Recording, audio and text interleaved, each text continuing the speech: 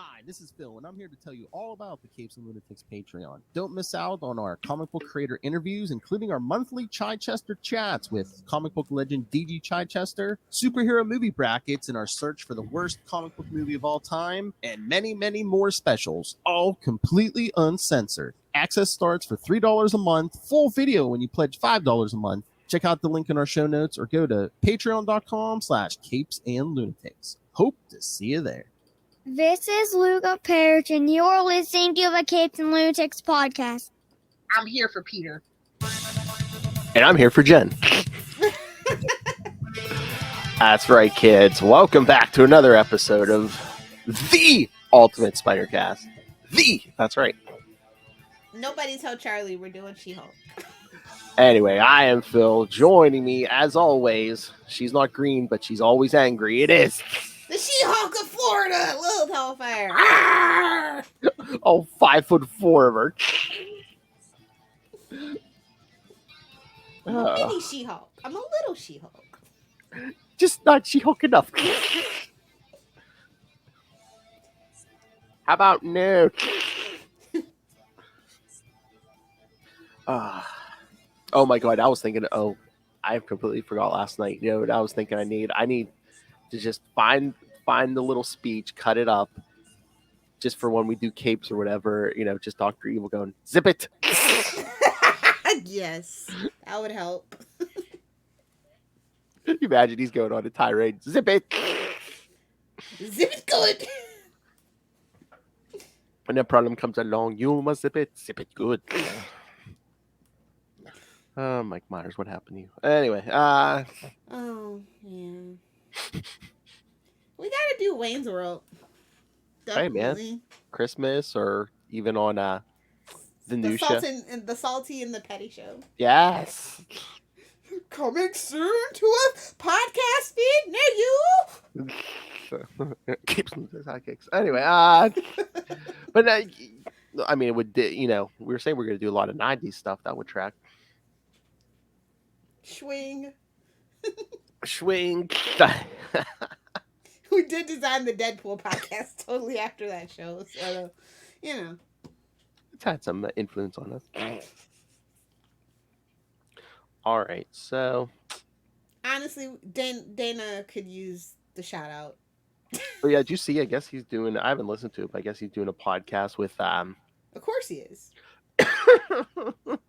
I know, but David Spade. What did he do wrong in a past life? Honestly, David Spade in person is not the David Spade you see in like movies and TV and stuff. He's a pretty cool guy. Oh yeah, especially when he takes his toupee off. It's pretty cool. Whoa! No, anybody that knows, they know. If you know, you know. All right, so should we get to our two She-Hulk issues and then, the newer stuff? Let's smash it. Hey-oh. All right, kids. So yes, two She-Hulks this time. First issue, two for the price of one. Hey-oh. Marvel Team Up number 107 from July 1981. Oh God, Editor-in-Chief Jim Shooter. Pow pow, bitches. That Secret Wars, man, he wrote that whole thing because he wanted his shekel. I'll do it myself. All right. This rumor of revolution. Writer, of course, Tom DeFalco. Oh. Penciler, Herb Trimpe. Aw, what you got for old Herb? Inker Mike Esposito, colorist George Rosas, letterer Diane Elbers, and editor Dennis O'Neil. F in the chat. It's a DeFalco O'Neil production. Yeah, this is gonna be a doozy. DeFalco sausage. Phony baloney. The Falco Baloney factory or whatever. We need to talk to him. We need to talk to him between, Chichester telling us, and I know a couple times I talked to Ron Friends. He's like, oh yeah, they both make the Falco sound exactly the same. Defend yourself, sir. What you see? You got some Spider-Man. All right. After years as a fugitive leftist underground revolutionary leader, Lilith Hellfire, no. What's this, Tumblr? What is this Charlie Esser holding his own on? On Reddit? How dare you, sir? No. Okay, let me say that again. Fugitive leftist underground revolutionary leader Hildy Dawes is about to surrender to authorities at the federal district courthouse in Manhattan. As she emerges from a car accompanied by attorney Jennifer Walters. It can't be Charlie because it's not New Jersey. It's not that hive of scum and villainy.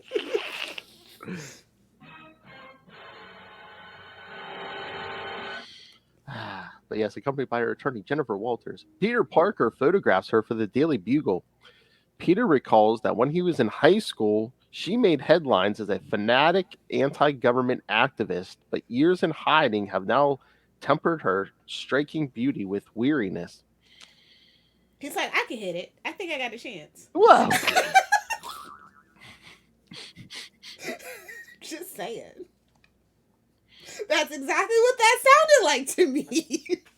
Hey, man, he gets cat burglars and models, man. He's not doing too bad. See, they've made him cocky. See, you let the nerd date a nice, pretty girl, and they just go off the freaking wall, man. Made him what? Off the wall. He's the cocky. Oh, grow up. Cock-a-doodle-doo, bitch. Oh my god, did you see they put the new Beavis and Butthead episodes are up? Oh, I didn't see it. Thanks for Yes. reminding me. The first one. I'll remind you of South Park. You remind me of Beavis and Butthead. I'm like, hey, it's on. Don't forget to watch it tonight. The first one's the greatest. They go to they're gonna like go with some girls into an escape room, but it's like they make a wrong turn and they end up in the bathroom. They're like, this is a strange looking escape room, you know. Then they can't remember, you know, to pull the door open instead of push. They're like, oh, we have to figure out how to get out of this escape room. Oh, yikes. Yeah. You're back, bitches. See, what would be really cool if they did like the old school where Hank Hill and Dario are still there. Yeah. Well, they're hippie teachers there in the one. Oh, sweet. Yeah. Can't wait. Because they go to like Good a farm. old PP. Paramount Plus. They go to a farmer's market in one, so yeah. As she strides up the stairs, Foggy Nelson comments to Matt Murdock, "What show are we on?" Near the courthouse door, that things could become dangerous. Violence is a way of life for such people, he says. Matt replies that he will take a taxi home. But he does not tell Foggy that he intends to change into his Daredevil costume and go after the Kingpin. We'll get to that in the notes, kids. I love what's this DeFalco just like, courthouse, who could we have? Oh yeah, Matt Murdock, we're Foggy Nelson. Jennifer Walters, secretly the She-Hulk, recalls how a short time ago she received a letter from Dawes, who had heard about her handling of the Michael Morbius case. Ooh, yeah, something should be put on trial for that movie, I'll tell you what. Oh yeah.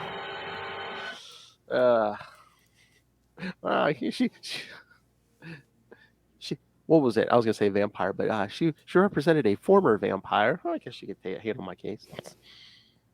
Hey man, that law in the Marvel universe is really weird. Yeah. Hildy believed Jennifer was the right attorney for her, so she invited her to a secret meeting at a farmhouse outside Los Angeles. Who is she, Hawkeye? What's going on here? I say, what is this? The hills have eyes? What? The hills have something. Well, Probably herpes. Whoa.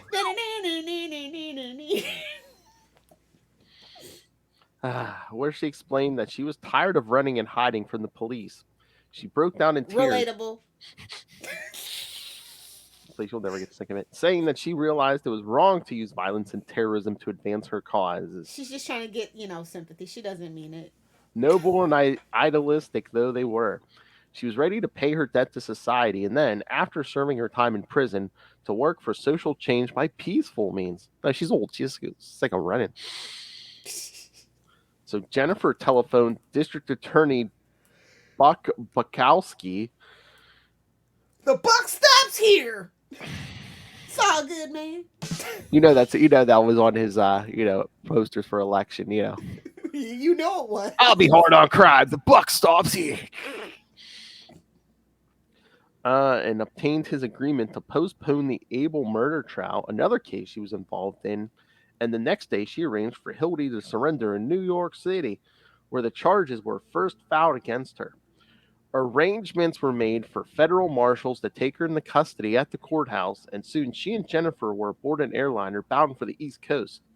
Jennifer explains that she is not licensed to practice in New York State and recommends that Hildy retain the law firm of Nelson and Murdoch.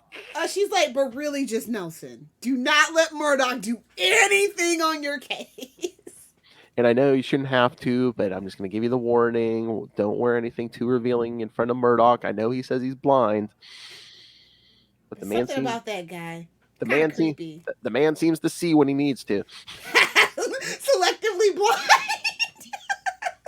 Selective seeing. He's never dated anything under a 9, even though he's blind. So, well, actually, that reminds me of one of my favorite old shows from USA, Covert Affairs. They had a blind guy, and she said, he said that he can tell if women are attracted by how everybody else treats that person around her. That's true, pretty privilege. Like if people open doors, if they say nice things, if everything they say is funny. Exactly. You know the deal. You've seen it. So I was like, oh no, that's actually genius. Yeah. Or the old Ray Charles method. You touch the wrist to see if she's a fatty. Oh. What? Have we not all seen that movie? Okay. It's bad enough if you do that and you have sight. I mean, are you even more of a dick if you do that? If you're blind and you're treating women like that? See, this is the thing though. Oh God, I'm not gonna get on my soapbox, but no, in a patriarchal world where women are only worth their beauty until they're like 25, like it's just ingrained in society. Unfortunately, I mean, it just is what it is. I was gonna say it's like that Seinfeld episode where George rejects the bald woman. Yeah. You're bald. I was bald. I love when she throws that thing out the window. I don't like that. It's the only real one, bro. The only one to keep it real. A little violent, but relatable. She was the nice one, and then towards the end of the series, no, man, the others just dragged her down to their level. Yep. She really should have went off with the Bizarro World version. That would have been the spinoff. It would have been perfect. She could have if she had knocked him over. Get out. But yeah, asked Nelson and Murdoch to defend her. Just as the woman approaches a guard, a large armored flying machine thunders down from the sky and opens fire with a powerful blaster. What is that, the Fantastic Four Weenie Mobile? Whoa!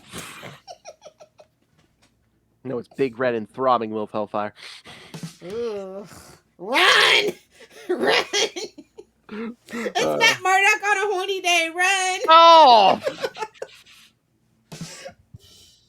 And you're getting a baby, and you're getting a baby. Well, that tracks. It says it has a powerful blaster. Hey, exactly. The crowd scatters, and Jennifer pushes the activist out of the way. Hildy thinks some of her enemies are seeking revenge, but Jennifer replies that they are more likely trying to kidnap her. There are easier ways to kill her, she says. 100 yards away, Peter Parker ducks into an alley, removes his shoes, climbs up to a roof, and takes off his street clothes. As Spider-Man sets up his camera, the flying tank lands and disgorges... Get the tracers ready, kids! It disgorges a group of female soldiers led by the... Lilith's name in high school, the Man Killer. The militant feminist martial artists disarm the police, shouting that they have come... When you want to be a part of Wakanda so bad, but you got rejected! I'm just waiting. She hasn't been invented yet, but I'm just waiting for Superior. Come on. But they have come to rescue Hildy Dawes. The Man Killer declares that she and her women warriors will demolish the police and their there she goes. sexist society. Then Spider-Man web swings down into the melee. He's like, ooh, pretty women. Jiggly, jiggly. All I gotta do is drop and I'm gonna hit a woman. The man killer's powered exoskeleton has been improved and strengthened, and after a brief skirmish, she leaves him laying stunned beside the flying tank. He quickly plants a spider tracer on the underside of the vehicle and then ducks a flying discus that she throws at him. Couldn't pay me to live in the Marvel. I'd rather live in Gotham than Marvel's New York. I'm sorry. You get a little high from some gases and drinking the water, you know. The rent's cheap. You get a show every night. I'm just saying. There's not like gang violence. There's just like, you know, people robbing banks and taunting Batman, really. They might blow up a downtown building, but... What was that there? Oh, someone just fired a bullet through the wall. Oh, okay. Oh, it's a batarang is what it is. Oh, no, I'm just saying, all his villains don't even use guns for the most part. They like to blow stuff up and, like, you know, cause chaos and like the downtown part. That's all I'm saying. You know, a little poison water, I mean, we live in America. What's a little poison water to us? True. Just keeping it real, man. In Marvel's New York, you still gotta pay freaking New York prices to live there. True. No, thank you. As Spider-Man battles the man killer, Jennifer finds a safe place for Hildy, relieved that she need not become the She-Hulk. Then the man killer hurdles a van at Spider-Man. He dodges it easily, but when he leaps onto a parked car, his spider sense tingles a... Too late, bitch! You're dead now! Whoa! Whoa! Down comes the rain and washes the spider out. Ting, ting, ting, a little ting, ting. That spider sense is so damn useless sometimes. I know. And he falls through its rusty roof and is knocked unconscious. Annoyed that Spider-Man's apparent clowning has cost him the battle, Jennifer suddenly hears Hildy shout and turns to see the woman warriors making off with her. Unwilling to change into the She-Hulk and reveal her secret identity, she was about to. She tries to help, but she is clouded on the head with a rifle butt. Uh-oh. Good thing she's got better control of her powers than frickin' her cousin. I mean, I was going to say, if this had been later on, I mean, when her identity is pretty much common knowledge, I mean, should have just been showed up as a She-Hulk. Then the man killer and her henchmen carry Hildy into the aerial tank and depart. Angry at himself for his carelessness, as usual, Spider-Man clambers out of the automobile and finds former Daily Globe cameraman Lance Banyan. Ah, Banya! He's got a 10 minutes on Ovaltine. He's the voice of our generation. We're 3 months apart. That's the same episode. You and Ray? I feel called out, but no, that's the same episode. You know, with George and the scooter. Must be comforting to know you'll be going to hell at no more than 3 miles an hour. Truly. Don't worry, kids. By the end of the year, Lance is going to get his. Hey, old. It's glorious. His killer is still at large. Behind Banyan. You know, I'm honestly surprised they didn't bring him back and try to throw him in a symbiote, unless they did. Yeah, but he was such a minor character. I think they'll create someone new rather than bring him. You know, everybody comes back from the dead except for Uncle Ben and Spider-Man. Uncle Ben just looked at freaking Bucky and Jason Todd like, "Hello, I'm still down here." Like I said, we'll get to it in December, but I mean, Lance Banyan, oh my God, they treated him worse than Deb Whitman. Oh, that's saying a lot. Behind Banyan is Jennifer, outraged that Spider-Man failed to stop the man killer because he did not take the battle seriously enough. Chagrined at the rebuck, Spider-Man web swings away, promising to find the activist. Jennifer also vows to herself to find her. She's like, fine, I'll do it myself. But she will have to do it as the She-Hulk. Many blocks to the west, in a warehouse that serves as the man killer's headquarters, the man killer tells Hildy that she intends to use her to further her dreams of revolution. Hildy protests that she knows nothing of the man killer, and the man killer replies that she does not just want to change the male-dominated system, she wants to obliterate it. Who's this, Poison Ivy? I was gonna say, where's my little Hellfire drop? We're doing me now. We're doing me now? What? Hey-oh. Ew. She punctuates her comments by smashing a crate to pieces, and then shows Hildy her exoskeleton. Smash it. We just met, lady. See, we don't need men for anything.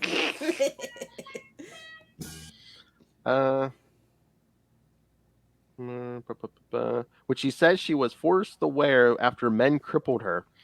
Thousands will join her cause when they learn that Hildy Dawes herself supports it, says the man killer.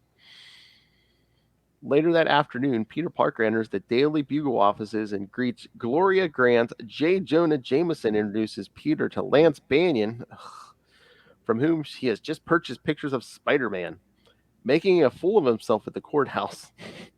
Peter wants to sell Jameson pictures of her, but Jameson replies that everyone in town has pictures of her. He has already bought some from Banyan. Bang! Continues, and unless Peter can get him some exclusives, he should get lost. See you later, bunkie. Oh my lord! You know, See you later, bunkie. you know why Jameson's just so nice to Peter now? He's like, oh, you can get me. He knows Peter can get him exclusive pictures of Spider-Man because he's like, now I know you're Spider-Man. Exactly. And Jameson takes Banyan away to instruct him how to photograph him when he receives the Good Citizenship Award at the New York Civics and Racket Club banquet that evening. That's random. That's not going to come back into play. You know, Peter's just a hater. He hated on Eddie Brock. He hated on this guy. Peter's a certified hater. I'm sorry. I'm starting to think it's Peter at this point, bro.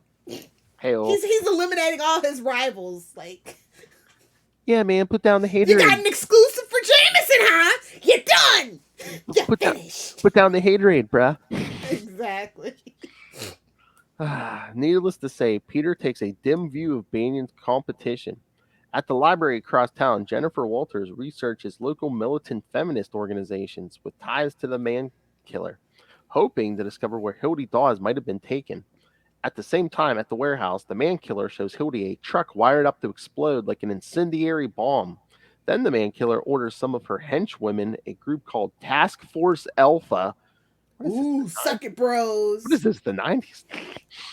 To start the engine in the truck, carrying the man killer and her unwilling accomplice, leaves the warehouse. Also at the same time, Spider-Man makes preparations at his Chelsea apartment to track down the man killer, even though he is still sore from the battle earlier that morning. I bet. Hey-oh.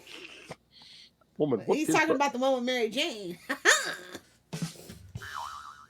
Hey-oh. Eyebrows. Jennifer arrives at the warehouse by taxi. It is the 8th place she has checked. Taxi. Come on, you gotta come. Oh my god! Honestly, I can't even remember what the inside of a taxi looks like since Uber. Although I do kind of miss them. She's a Hulk. Some Ubers and Lyfts are not living up to the Uber Lyft expectations. She's a Hulk. You gotta jump, man. Come on. And when she sees the man killer's troops working out inside, she knows that her search is over. Straining tremendously, she slowly and painfully transforms. What's she doing, taking a poop? I was gonna say, what is that? Is that how we transform into the She-Hulk at this point? Yikes! Transforms into the She-Hulk, and then she smashes through the warehouse and attacks. Finally, some She-Hulk damage. Damn it, we're like 90 pages in. I know. I love men on the internet. Just like, every time the banner changes into the Hulk, he loses his shirt. Why not She-Hulk? Because she's just better than him at everything, okay? Hey-oh.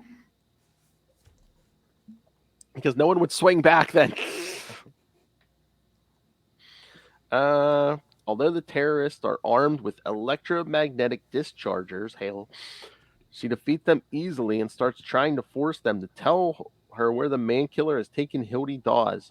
Just then, Spider-Man arrives outside the building, having tracked a spider tracer attached to the flying tank. When he sees the hole in the wall, he enters and discovers the She-Hulk wrapping up the women warriors with a steel bar. Not knowing who she is, first team up, he tries to web her up. But much to his surprise, she simply pulls off the wall. She pulls him off the wall by his webbing, whirls him around, and heaves him into a pile of crates. He's like, I didn't know I could like being thrown around like this. Ah! He quickly recovers and covers her with a web net, but she rips it to shreds and leaps at him. He ducks and punches her in the jaw, finding out to his He's amazement. like, Mommy? Whoa! I know that she is far stronger than he imagined. He's Then like, can you give me a hug? Can you crush my bones? Hail! Oh, Peter's into that, bro. I can tell just looking at him. Well, he has mommy issues. Exactly. I mean, look, he wouldn't let the devil take his. He gave up Mary. This 1,000-year-old. Yeah, I know. He can't. He gave up a guaranteed lifetime of sex with Mary Jane to save his old aunt. Come on. I was already gonna die eventually. I'm convinced they gave her the immortal potion or something. It's just something else to that. Strike that Nick Fury stuff. Oh yeah. Well, she probably stole it from Nick Fury herself, low key, but she ain't heard that from me. Aunt May's got a suspicious past. That's all I'm saying. How'd you get it off Nick Fury? Well, I'd say she got it out of him. Wow.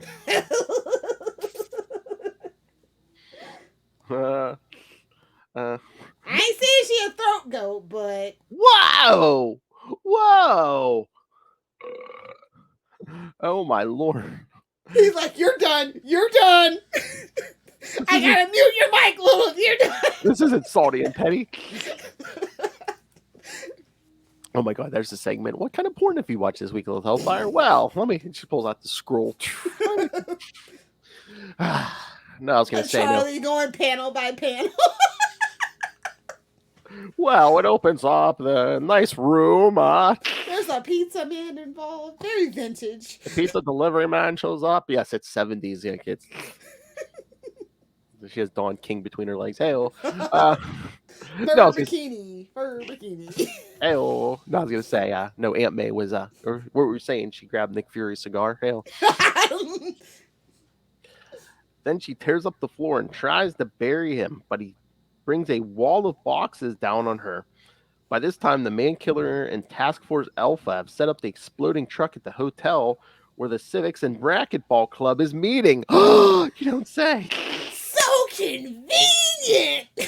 I was going to say, I was waiting for Jameson to be like, yes, you could photograph me tonight at the Foreshadowing Club. Somewhere Emma Frost is pissed. The She's man like, you're doing me now? Well, hell. Oh, please. First time Wolf Hellfire read those Dark Phoenix issues, she's like, Hellfire, that's a catchy tag. That's a catchy tag, see? Just like that bat flying in the window. She's like, and thus my villain origin was born. Oh my god. Oh my. Men are fearful and superstitious. I shall become Hellfire. The man killer says that with one stroke, they will eliminate the city's most prominent male leaders and Jameson. You're gonna leave Jameson alone. He makes strategic donations. Let me tell you, that man's up to no good. And I'm not just talking about to his female employees. Whoa! He gives all the to such great guys like Norman Osborn. Exactly. Here, go buy yourself some hair product, kid. Here's a do-rag for your waves, kid.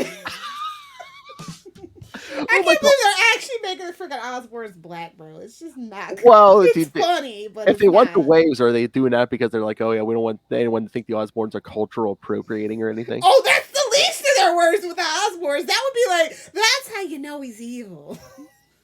Yeah, he impregnated a teenage girl and killed her, but let's not that have him cultural appropriate. That's where we draw the line. See, it would be nice to have a black billionaire tech guy, but did he have to be evil? I know that's the other thing. It's like, okay, we'll make him evil. A few women may die as well, but they will simply be martyrs to the cause. Hildy tries unsuccessfully to dissuade her. Back at the warehouse, Spider-Man finally realizes that he and She-Hulk are both after the man killer. Duh. But persuading her that they are on the same side will be difficult. He soon manages to web her feet to the floor long enough to apologize for attacking her. Unused to being treated with respect, she hesitates, and then she agrees to work with him. As she extracts herself from the webbing, she says that the man killer's henchwomen told her Gotta get that everything. goo off her face. Mary Jane's like, I feel you, sister. Yeah, she says man killer's henchwomen told her everything, and she and Spider-Man climb into the aerial tank with her passively piloting the unfamiliar vehicle. They take off for the hotel.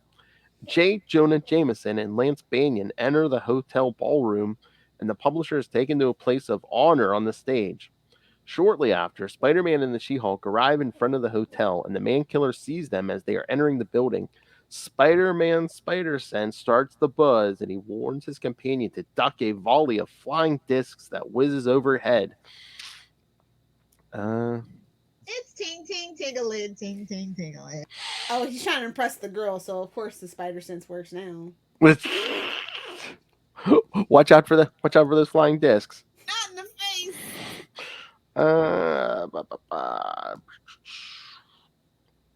Wait, where? Yeah, flying disc, whiz overhead, blah blah blah. Then She-Hulk battles the man-killer while Spider-Man fights her henchwomen. The man-killer's powered exoskeleton makes her nearly a match for the She-Hulk, but Spider-Man is no. Pucky. But Spider-Man They is never said that for the Hulk. I mean, Abomination had to turn into a whole damn Hulk himself. This is bullshit, bro. Wow! Women's live indeed. Don't you ever freaking disrespect She-Hulk like that. That's right. Meanwhile, in the but yeah, Spider-Man has no trouble dodging the terrorist weapons. Meanwhile, in the grand ballroom, Jameson receives his award, unaware of the battle taking place outside. Then, as he starts his acceptance speech, Spider-Man, the She-Hulk, the Man-Killer, and the Women Warriors all burst through the doors. As club members flee, Hildy Dawes runs into the room, ashamed that as a former activist, she herself was once responsible for such panic. Oh, give me a break. Following his spider sense, Spider-Man determines that the bomb truck is somewhere under the ballroom floor. The She-Hulk smashes into the hotel's underground garage, and Spider-Man quickly finds the vehicle. Working fast, the She-Hulk carries the truck out of the garage and hurls it into the East River. No, honestly, though, New York vigilantes, they should definitely be terrorists because they're literally causing millions of dollars of damage. Like, yeah, but it's like they saved some lives, though. Was it worth it, though? I mean, in a capitalistic society, who cares about lives? We care about property. Have you not learned that? True. We lost some rich white men. Okay. Exactly. The insurance is going to have to pay out. Oh, no. Yeah, but people, once the cops or whoever find out that superheroes could have stopped this stuff and didn't, man, then, the heat's really going to be on, especially Peter. I don't know. But yeah, she hurls it into the East River where it harmlessly explodes. Yeah, she threw it over to Jersey. Oh! Back at the hotel, the man-killer shatters the wall into a utility tunnel to escape, but Hildy grabs a bundle of severed high-tension wires and electrocutes both herself come on! and the man-killer. Come on! Spider-Man and the She-Hulk Get it? They were shocked. Yes, shocked silence, kids. When they return. That was bleak. Oh well, we killed some women, but the rich white women lived. Exactly. Oh, DeFalco. Falco sausage. Okay, yes. Here's our notes, kids. Matt Murdock is preoccupied with Daredevil's impending clash with the Kingpin. That happened in Daredevil 172. What is that, gang war? I think something like that. But Frank Miller error, so yeah. If I'd been thinking ahead, kids, we could have did that this one. No, it's Frank Miller. We're fine. Ah! We'll have a Frank Miller February one day, but not today. Yes. Man-Killer recalls her last clash with Spider-Man. That was in Marvel Team Up number 8.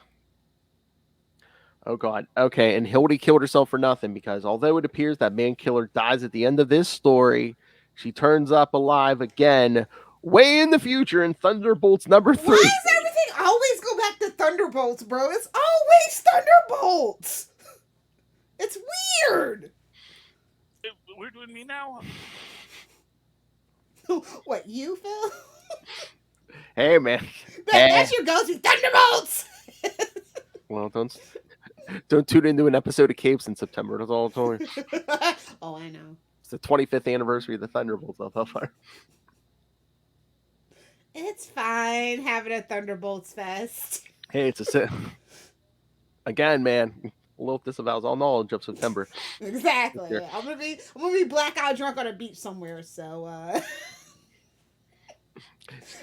manly men move my shit. She's gonna be starting a love affair with Jose Cuervo. Maybe Don Julio. Hey, he said his name was Jack Daniels. Oh, brown liquor. No. You really want me to go to international jail? Don't you know who I am? Rattling them bark. That's so okay. You're like the gentleman that sent you this Hennessy.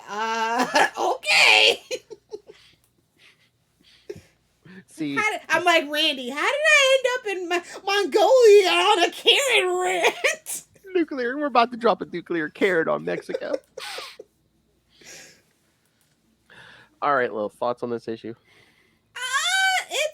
It's odd, but you know, I've seen women written worse. Yeah. You know. I mean, Hildy had to die. Why? That even makes it worse that Hildy sacrificed herself, and then like 15, 16 years later, Man Killer just shows up alive and well. Justice for Hildy. Oh my god, that is the greatest issue, though. You know, when they just look at each other. Did you see that? The Thunderbolts show up to discover the new Masters of Evil, and Zemo just loses his shit. Yes. It's like, wait a minute, this is great. You know, we pissed off the Nazi. Yes. And then it's just villains beating on each other. See, it's a really solid story. I mean, thank God it's a one-off. Yeah. Again, I guess this was the first meeting of She-Hulk and Spider-Man. Was it though? Well, he said he didn't know who she was when he entered that warehouse. So that just seems kind of impossible. But you know, she is kind of relatively new at this point. Well, this is within she premiered in 1980, so this is within the first year or so. Yeah. So. And she's usually in her own book on the West Coast at this point, I think. So true. It's just I don't know. It's just something about like She-Hulk and Spider-Man. It seems like I don't know. It just seems like they have a more long-standing history or something. I don't know how to. Well, they do now, but yeah. Yeah. It's you made it big now, sister. You met Spider-Man. Basically, isn't that what the Marvel Team Up book was all about? Oh yeah, you met Spider-Man. You sales your sword, see? Especially, you know, you had people who already had books, but yeah, especially if you had a new character, oh hell yeah, they made an appearance in Marvel Team Up. Wait, did she meet Spider-Man before she met the Hulk? No, I'm just joking. But wouldn't that have been funny? She met him in issue 1 of her own book, Lil. I know, I'm just saying. Well, Banner, I guess. Exactly. She don't want to. No, she doesn't want to meet her horny cousin. Watch out for multiverse variants. That's all I'll say. Oh damn! If you know, you know. That universe is called Alabama. Oh, Marvel Alabama universe. I was gonna say, or just to piss Will off, Arkansas universe. Oh, I was gonna say, you know, any other version of the Hulk, Rick Jones, Thunderbolt roster, like, hey, we're not cousins, you know. They could have done it, but no, they were literally still cousins. Eyebrows raised. That's all I know it's so weird because, like, they make her his cousin, and meanwhile, you know, Jessica Drew, no relation at all to Peter Parker, has pretty much had nothing to do with him. It's just the name, pretty much. I said Jessica Drew. I'm waiting. I know. I was looking like, no. On the other side of the planet, too. A young Australian. Like, somebody just walked over my grave. What happened? We're doing me now? All right. Sensational She-Hulk number 3. Well, it's like, enough of this nonsense. Yes. We got so much to do today, bro. I know. What, you don't want to spend all day with me? Okay, I got it. I mean, I gotta give you back to Danielle sometime. She's like, I need to do my Target shopping. Yeah, I gotta paint some walls, heyo, and do my Target and Starbucks run. Starbucks. And maybe IKEA. Oh, she'll be in there for hours, kids. I got in and out on last Sunday. Hey, It was only like 2 hours. I took all the shortcuts because I knew exactly what I wanted. I don't just walk the circle like everybody else. Like, no, I'm going to take this shortcut back over to here, the lighting, straight down the elevator. I was gonna say you've been there enough. You know the shortcuts. Okay, Exactly. hop over this couch. Well, no, they give you little shortcuts. Here's the way to cut through to get the lighting, to the bathroom, stuff like that. So, see? Professional IKEA shopper.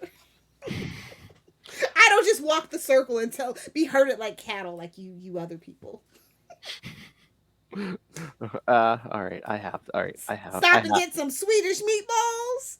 You're welcome. We're doing me now. Heard like the rest of you people. We're doing me now. All right, Sensational She-Hulk number 3. My guest star, my enemy. Yeah, basically, babes. Hey-oh. This one, July 1989. I was like, wait, that's not Negan, that's Negan. I was like, oh, so close. 8 years later from the last issue. All right, and of course, writer and penciler, Mr. John Byrne. Get ready for some sexy times. Whoa.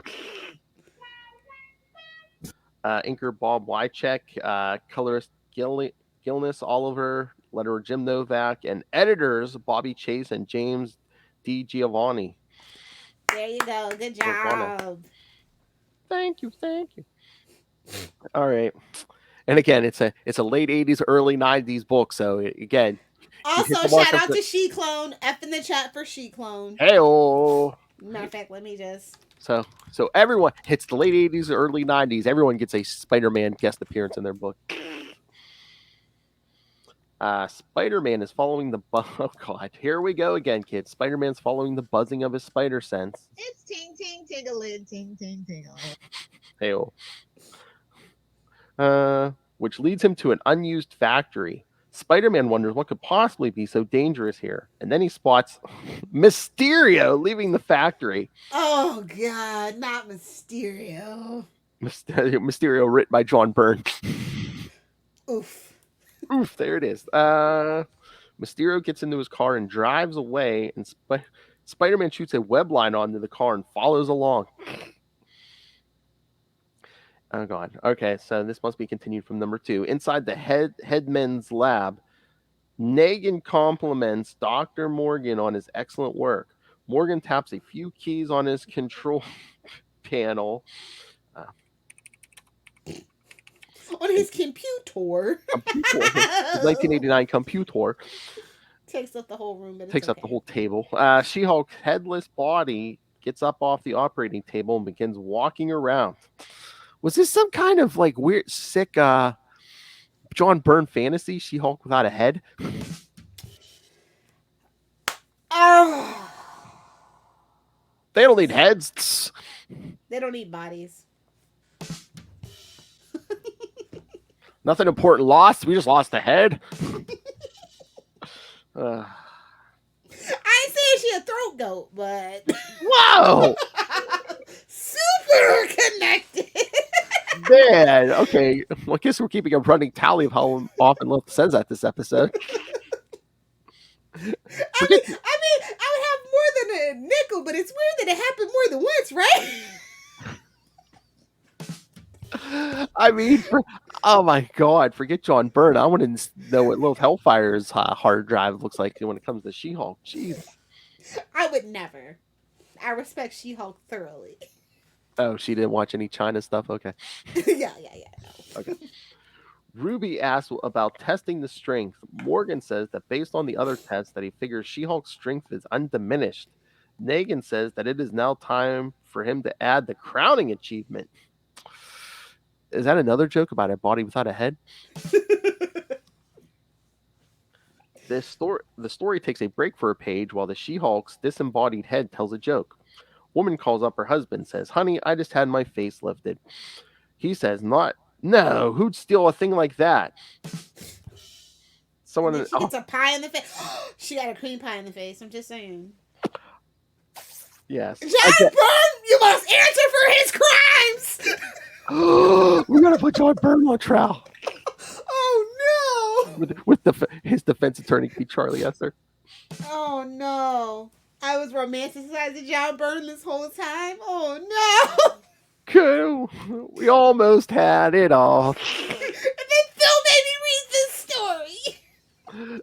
Again, man, we go back. I mean, I've read it all, but it's been so long ago. Again, I thought Charles Xavier was a good guy. Now I know he's a creepy old bastard. But again, we go back and reread our childhood through adult eyes, and it's like, ooh. Yeah, it's rough. It's rough. Never read your heroes, kids. Bro, it's because we read these are from the 80s and 90s. It was never gonna hold up. It was never gonna hold up. Let's be real. I mean, we kind of knew though. I mean, late 80s, early 90s, it was all boobs and Anything pouches. goes, yeah. Anything goes. And then They were uncancelable, literally. yeah. So after the pie, it returns to the story after a significant time lapse. Time lapse, Lilith Hellfire. Don't even think about it. Spider-Man has captured Mysterio after what was apparently a very difficult battle. Yeah, thanks, They Bird. robbed us and they fight for 15 panels? You robbed us of you robbed us of Spider-Man punching this petty dabbler in the face. The street is torn up and it looks like a war zone. Spider looks like a man after Lilith Hellfire's date. Hey-oh! Spider-Man asked Mysterio why he was fighting so hard. Bro, you can't say the word war zone to me without me thinking Punisher. Like, I am just so traumatized by that damn movie. Spider-Man. How did that not make our list, bro? Because there were so many choices, Lilith Hellfire. Damn it. I want to do a worst non-Marvel Studios Marvel movie. That's from like recent times. No David Hasselhoff. We might have none of the stuff that Charlie likes, like the old Fantastic Four. None of that. Well, if we get the indies done by October, November we could pick a winner, and then maybe in December we could just do a random, worst non-MCU Marvel movie. Mm-hmm. Charlie Esser would have opinions on that. Yeah, we'll save it for the Salty and Petty show. It's fine. Lil's like, what, Charlie? No, that's okay. He'll do something stupid and pick Howard the Duck, and then I'll be really pissed. Salty and petty, no professors allowed. Well, that's not true. We could have Kristen and Will. Well, no. No fake professors allowed. See, even Rob could show up because no fake professors allowed. Whoa! Spider-Man asked Mysterio why he was fighting so hard to protect a briefcase full of play money. Because he's going to the strip club, Blair. Right? Who is he? Usher and Usher Box? I don't know if you ever remember that story. He literally went to pass out like flyers for like his new like show or something, and it was Usher Bucks, and the strippers were pissed. Oh God! At least it wasn't Shroot Bucks. Yeah, it could always be worse. It could be Shroot Bucks. You don't want to earn Shroot Bucks? No. How about some Stanley Nichols? Mysterio is shocked, and Spider-Man assumes that also means that Mysterio wasn't aware of the little gadget hidden inside the briefcase, which sent out a signal that drew him there. Mysterio is furious to realize that the headsmen set him up. He tells Spider-Man that it was the headsmen who hired him, and they had kidnapped that they had him kidnap She-Hulk for them. Although I have to admire the moxie of the headmen. We pulled an elaborate trick or illusion on Mysterio. Oof. How's it feel, Mysterio? How you like it? How you like it, bitch? Exactly. Spider-Man returns to the factory. He reviews what he knows about the headsmen. Arthur Nagan's research on apes for interspecies transplants backfired when they stitched his head onto a gorilla body. Jerome Morgan's experiments accidentally... Rod somewhere going, are they doing me now? Jerome Morgan's experiments accidentally shrunk his skeleton, but not his skin. Ruby Thursday's head... Phil's hungry. Hungry! Ruby Thursday's head was replaced with a globe that projects a weird plastic material. The final member of the group was a busted psychic named Chondu. In the lab, Chondu is out of his cage and flying around the room in a frenzy. Morgan had tried to sedate him, but Chondu was too agitated for the normal dose to work. Ruby tries to restrain Chondu with several ropes from her globe. Hey-oh, but he is... Hell, indeed. Hey, it's not as easy as it looks to get them ropes from your globes, kids. Yeah, it's a special skill. No kink shaming. You need that on your resume to date Lilith Hellfire. Hell, but he is too wild. He pulls her right off the floor, and Spider-Man swings in and catches her. He then pins Chondu to the ceiling with a web. Spider-Man turns to Ruby and asks if isn't supposed to be dead. Isn't she supposed to be dead? Ruby says that she was, but she got better. And then she What lashes is this, out. Buffy? What is this, the I X-Men? died, but I got better. What is this, the X-Men? At this time? And then she lashes out at him with a giant hammer. Stop. Hammer time. Shh. You don't want Stanley mad at you. Don't do that. It is 1989. Spider-Man manages to dodge at the last moment thanks to his spider sense. Ruby then fires off a barrage of darts, but he evades them. Negan attacks next, but he is no match for Spider-Man's strength. Morgans opens a panel on the wall showing Spider-Man She-Hulk's head. He's like, I'm confused and horny. What's going on here? Wait, so you built some kind of weird animatronic She-Hulk head? What? Do I want to know what you boys are up to in here? Government funding at its finest. He then activates the remote and sends She-Hulk's headless body against Spider-Man. Morgan warns Spider-Man that if he harms She-Hulk's body, her head will die.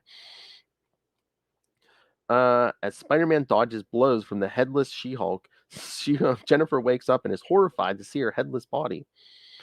Negan orders everyone to attack Spider-Man at once to overwhelm his danger sense. Spider-Man manages to dodge the three headsmen, but She-Hulk grabs a hold of his leg and bashes him against the wall. Negan says that this is excellent. He says now Excellent. Now they have a choice of bodies for the transplant.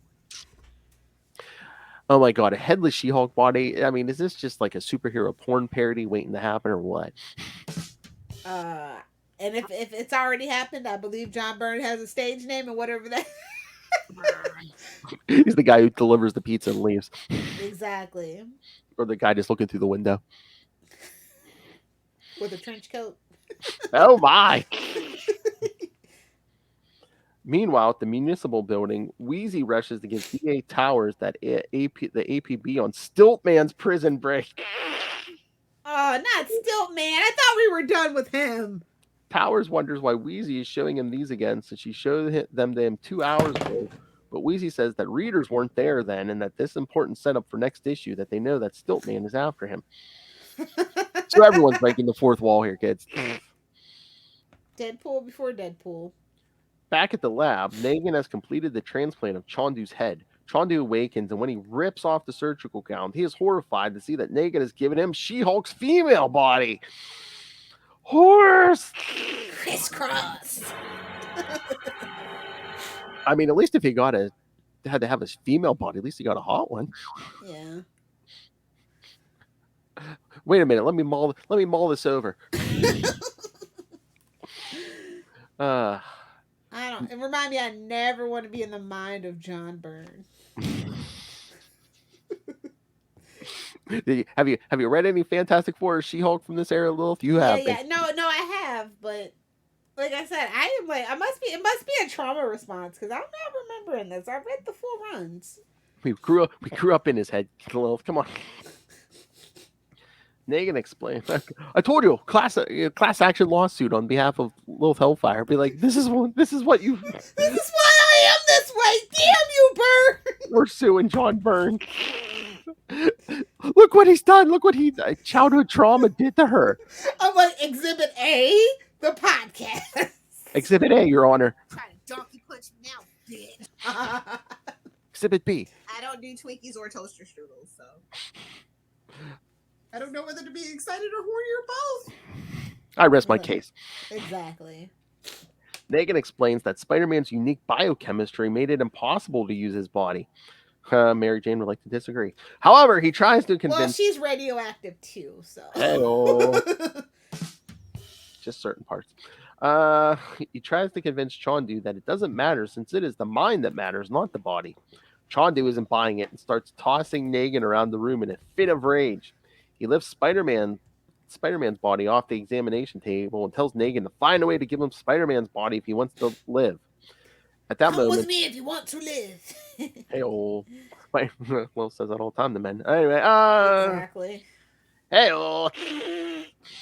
At that moment, Spider-Man wakes up and punches Chondu in the face. Chondu's head goes flying off, much to Spidey and Jennifer's disgust. However, when Spider-Man examines the body, he realizes that Chondu's head wasn't fully attached to the body.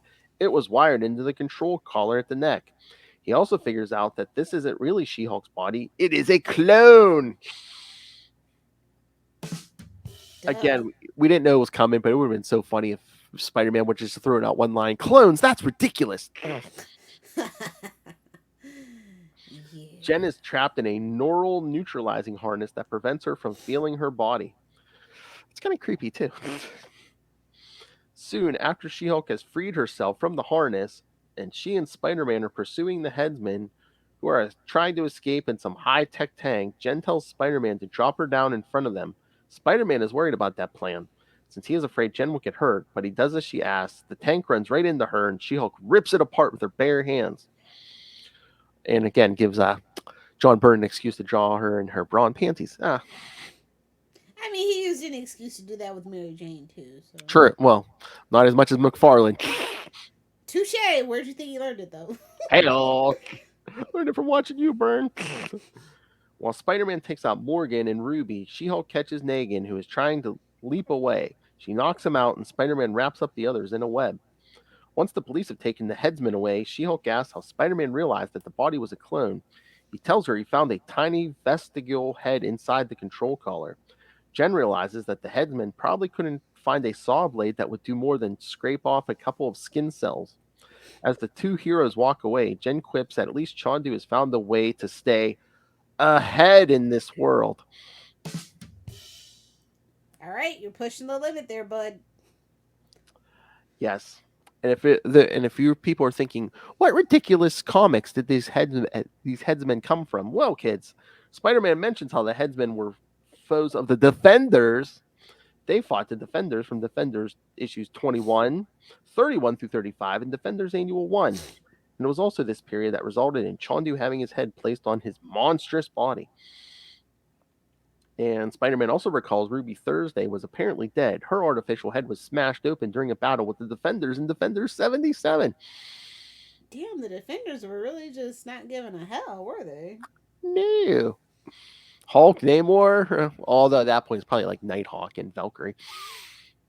Oh, still. Even worse, actually. They really don't give a care. Giving it F, no. Although I still had Angry Hulk, I believe. All right. Okay, hold on, wait. Hmm. Why do they have a Venom Pikachu hybrid Funko? Why? What do the kids like? Symbiotes? Pokemon? Yeah. Oh, man. Throw it in a blender, kids. Sorry, that just disturbed me. But it's a Spider-Man podcast, so it's tangentially relevant. Because Marvel throws symbiotes on whatever they can, Hellfire. No, I would never even attempt to try to collect all the Venomized characters. Like, forget it. You'll never do it. I know. Well, Pikachu said not in the face. Pikachu! Pika! All right, so should we talk some new comics? Let's get into it, because... Woof. Yeesh. Like I said, we talked Spider-Man 2099 Exodus on Capes 273, so we don't have to cover that. Okay. Again, it was more X-Men than Spider-Man anyway, so. Yeah, as you do sometimes. All right, so should we just get to last week's big amazing Spider-Man 900 number 6? Yeah, I mean, so what did you think? Living Brain, Sinister 6 or 7? I don't feel like it felt worthy of 900. I know, it was basically just, oh hey, look, a bunch of Peter's friends got together, and you know. I mean, it was a decent story, but like 900, really? You're just gonna wait for the 1,000? Okay. It wasn't bad, but I think we were just like going for nostalgia, you know. Yeah. To carry us through this. Because like, oh look who's back, the Living Brain. At least we got Felicia in here. Yeah, that's true. But They yeah, remembered. But then just him having to team up with the Sinister Six. I'm like, really? Again, nostalgia. Oh man, I gotta remember to ask Charlie if he read this yet, because just the ego on auto.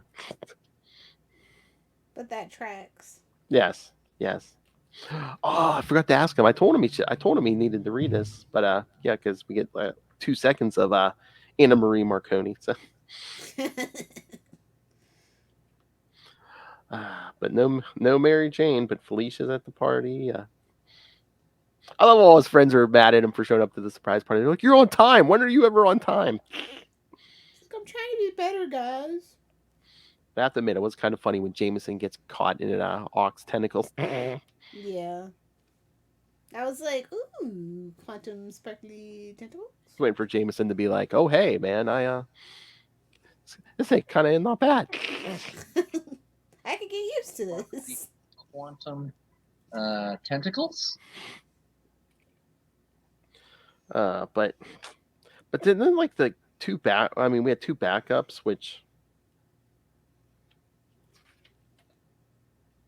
I don't know. Oh, but then Felicia kisses Peter at the end of that first story. Oh. Ooh. I know. I don't know how to feel about that.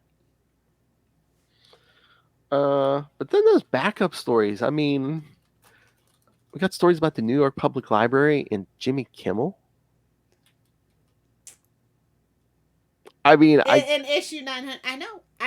Listen. I mean, I'm sure they had to pick Kimmel because if they were going to do any late night host, ABC was, they were just like Disney's like, oh hey ABC. I don't know a single person that watches Jimmy Kimmel. I mean, other than like when Lost was on or doing those last seasons or whatever, which was like back in the mid 2000s or something. Yeah, I haven't been watching late nights anymore, but it's like, yeah, if I pick any, I don't watch Jimmy Fallon. We do Coco and Coco only. I know, but he's gone except for the podcast. Exactly. Yeah. So it's like. But I mean, between the two, I pick Fallon over Kimmel. They should just go ahead and give Jay Leno back his job at that point. Oh no. I was just like, do we really need late night shows anymore? I mean, we basically have how many channels and how 24-hour programming anyway. It's for the old people. I know. I'm like, this isn't the Johnny Carson model anymore. We don't end our broadcast day anymore. It's like, come on. I know.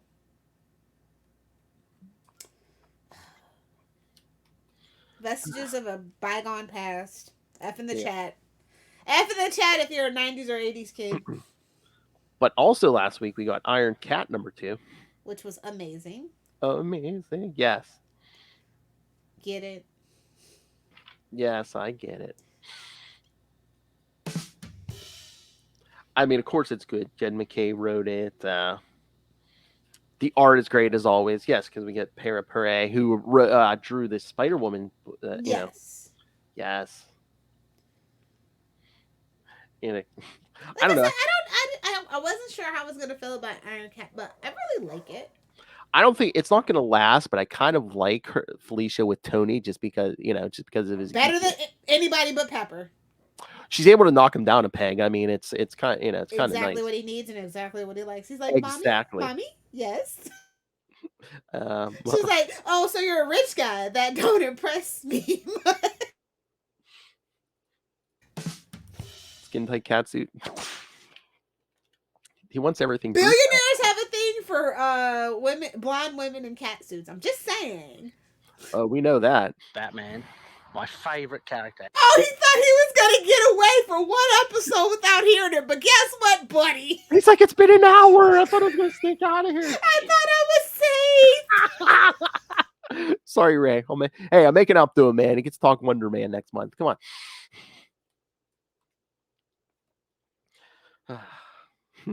Ray's like, now I demand some X Factor also.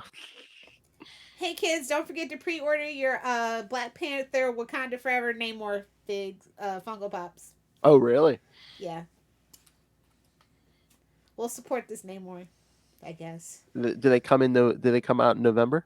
November 10th. Okay, I was gonna say that's when the movie comes out in November. They got the Ironheart one too. Oh, that's right. She is showing up there, right? Yeah. She's replacing Shuri because Shuri's going to be Black Panther. That's the theory, anyway. Told you. theory. I don't think so. I mean, isn't the merch like spoiling that, or Not really. I thought they said there was a Lego set where they had Shuri in a Black Panther suit. Yeah, you did say that, but I haven't seen that Lego set. So. Charlie keeps And then saying, our mom comes in. Take that off, you stupid child. That's the plot twist, probably. No way. Marvel would let a freaking Lego toy spoil that. That's all I'm saying. Hey, if it was DC, no. sure. No, because we're gonna have another Disney princess who has to prove she's mature enough. Okay. Ooh. Oh no. Mm-hmm. I believe it now. She's literally a princess already, though. You know. All right, fine. The princess who's on her way to become queen. Well, I mean, we already have Frozen though. I know, but we're gonna get, we need more role models for the girls.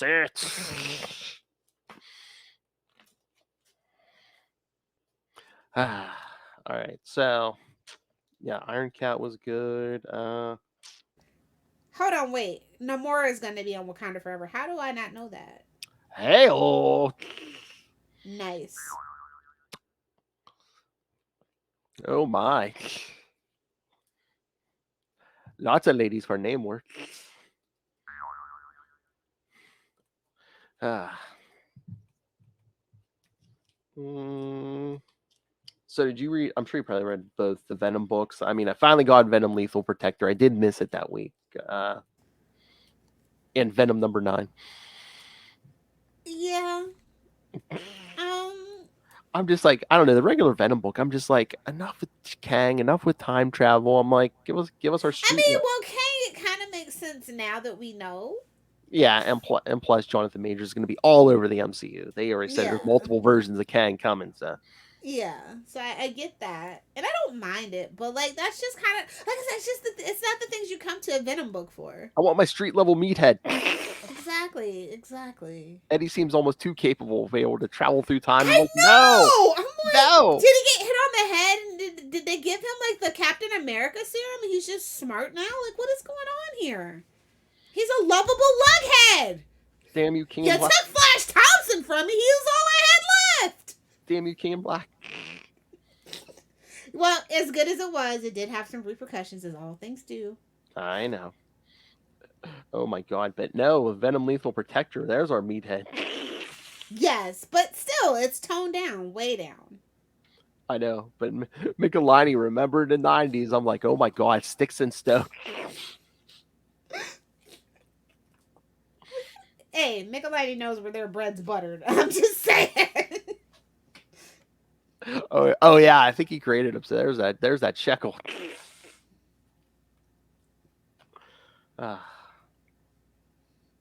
And the only other, well, quote unquote spider book I got was New Fantastic Four #3. Lil's like, that came out. Sure did, didn't it? Well, at least Peter was like capable in this issue. Everyone else either runs off or is terrified. Wolverine. Yeah. What about when Doctor Strange interrupted Reed and Sue when they were about to what a cockblock. Hey-oh. Is this a bad time? Yes, it is. You don't see me coming into the inner sanctum when you and Clea are studying. Or whatever student teacher you got in there.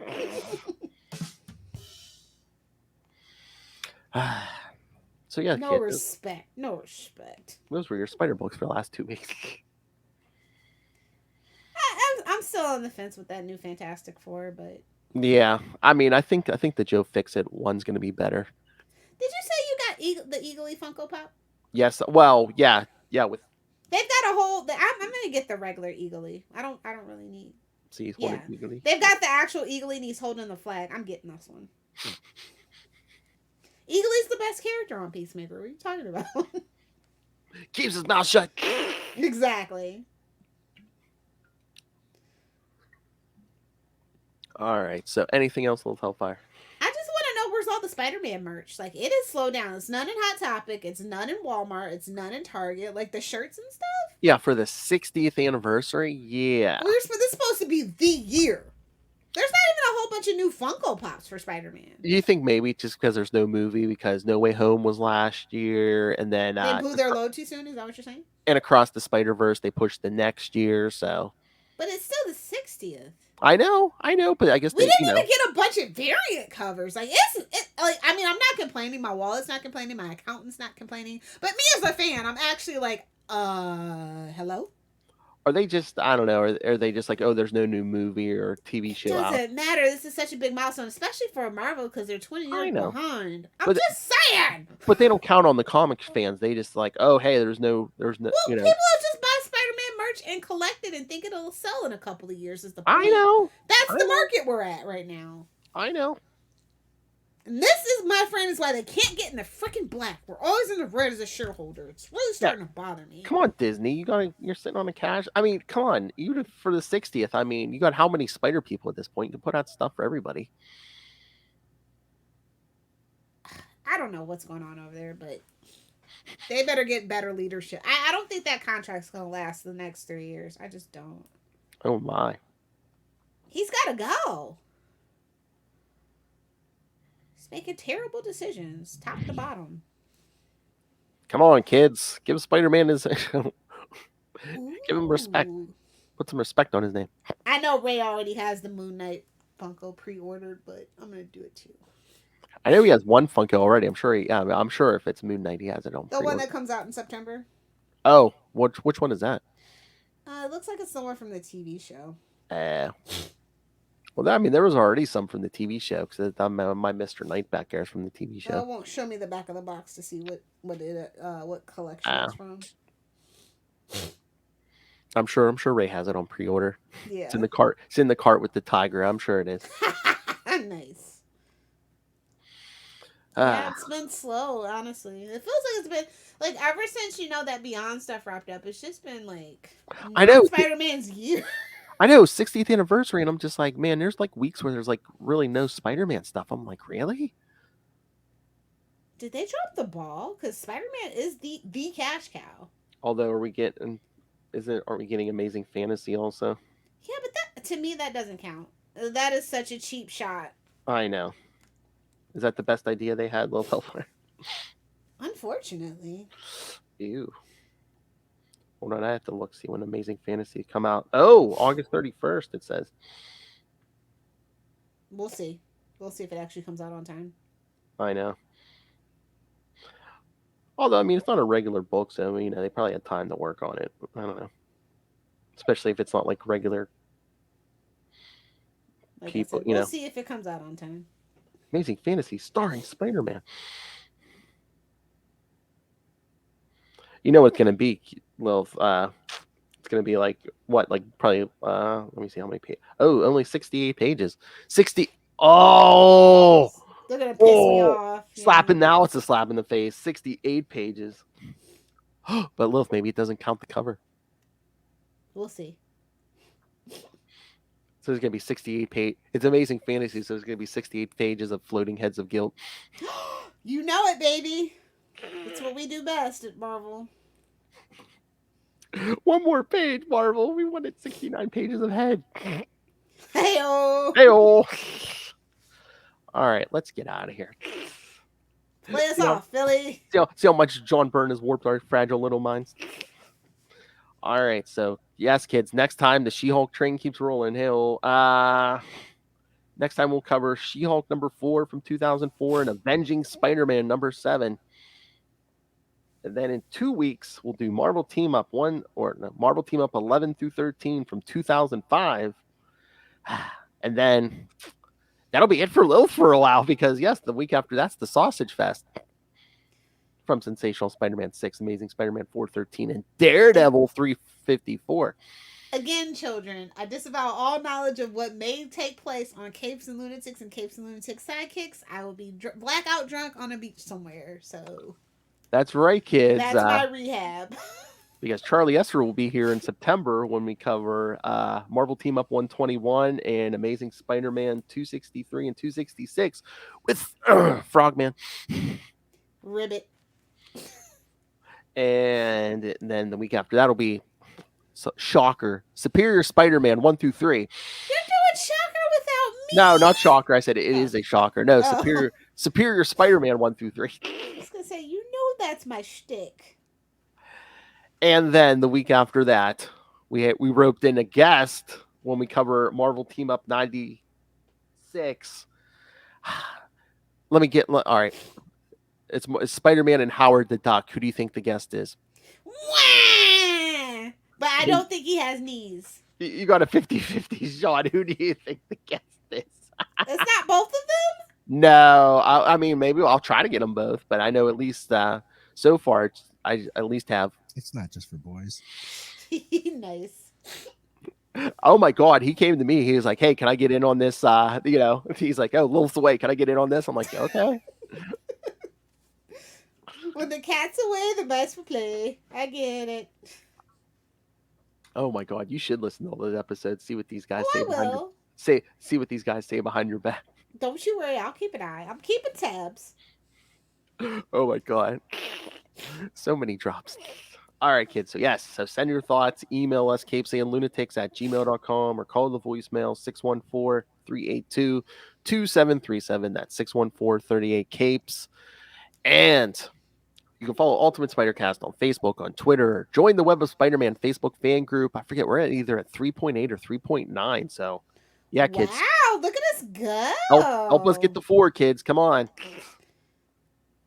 Lilith the man. Talk about your 4K, baby. Lilith Hellfire will not be happy until we're at 6.9. So, come on, kids. Exactly. 6.9 and beyond. Hey-oh. So find links to all the various social medias, Facebook fan groups, everything we do. The YouTube channel, be the She-Hulk and smash that subscribe button. Smash it. Because again, everything we do goes up there, interviews, regular episodes, specials. So never miss a moment of it. Summer of 69, it's all there, baby. And of course, please, if you can, subscribe to the Patreon. Again, Jameson's nickel and diming us for paying for this out of our own pocket. So every little bit helps, but $3 to $5. Gotta go out and get some more exclusives. Exactly, man. We're hanging off that wall upside down, getting some shots, kid. But yes, $3 to $5 gets you early access to creator interviews, including the monthly Chichester chats. I got the good mic out for you guys. Chichester chats. For quality. Bing. So yes, and of course, if that's not enough for you, Lilith Hellfire loves the man pain. So yes, superhero movie brackets. We will find the worst superhero movie of all time, Even if it kills Phil, and it will. Me, it might. And August will start our indie movies. So yes, by November, December, we will have a winner. So make sure you tune in so you can hear all these battles. And with Charlie S. Hurd is a battle. Just ask Lilith Hellfire. All right, kids, and if that's not enough, if you're cool enough, pick yourself up some Capes and Lunatics and Capes and Lunatics Sidekicks merch. Save a life, take a life. It's nobody's business what's in your cup. There's no business like merch business. So find everything all in one place. That's Linktree, linktr.ee/Capes and Lunatics. Ampersand. Well, Lilith, where can people find you? Well, if you nerds want to hang out with me on the interwebs and follow my blackout shenanigans, feel free to follow me on Twitter at Lilith Hellfire, on Instagram at Lilith Hellfire69, and of course on TikTok, making all of the comments and probably just a smidge of content at Lilith Hellfire69. Bing! Come on, get your head out of your butt, buddy. Superior puss. Not till September. Here. I know. I know he won't appreciate that if I play that. What? Jokes, humor. Yes, jocularity. Oh, you don't want to know the things I've done. Let me get a ride on your alligator back, bro. I don't do Twinkies or toaster strudels, so somebody's muffin's getting buttered. That ain't my business. Words to live by with Lilith Hellfire. Thank you for joining us for this extra long Ultimate Spider-Cast. Hey, man, We've done longer. Hey, get your fill of Lilith now because, she's not going to be here in September, so. They won't even miss me. It's I'm sure I'll get hate mail. Probably from the guys who were guest hosting, but until then, swing on back. Do Thwip, thwip. Twippity thwip.